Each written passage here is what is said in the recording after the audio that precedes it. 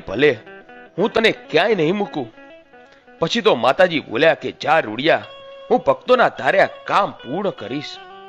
પછી તો રૂડા આપા ખભે જોડી લઈને ત્યાંથી માધાપર ગામમાં આવે છે અને ત્યાં જ રોકાય છે. રૂડા આપા માં મેલડી સાથે પડદે વાતો કરે છે. માં મેલડી કહે કે કાલે સવારે રૂડા આમ નહીં ને આમ થશે અને એમ જ થાય.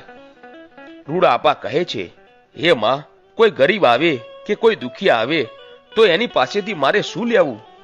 ત્યારે જોડીમાંથી માં મેલડીએ કહ્યું કે જા રૂડિયા, હું એક નાળિયેરની સામે કરોડોના કામ ના કરું તો હું તારી મેલડી નહીં.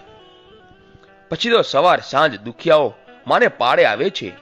સવાર હોય કે સાંજ દુખિયાઓ આવીને રૂડા આપવાનો ડેલો ખખડાવે છે અને કહે છે કે હું આ જગ્યાએથી આવું છું અને મારું આટલું દુઃખ છે. ત્યારે રૂડા આપા જોડીમાં રહેલી મેલડીને અરજ કરે છે.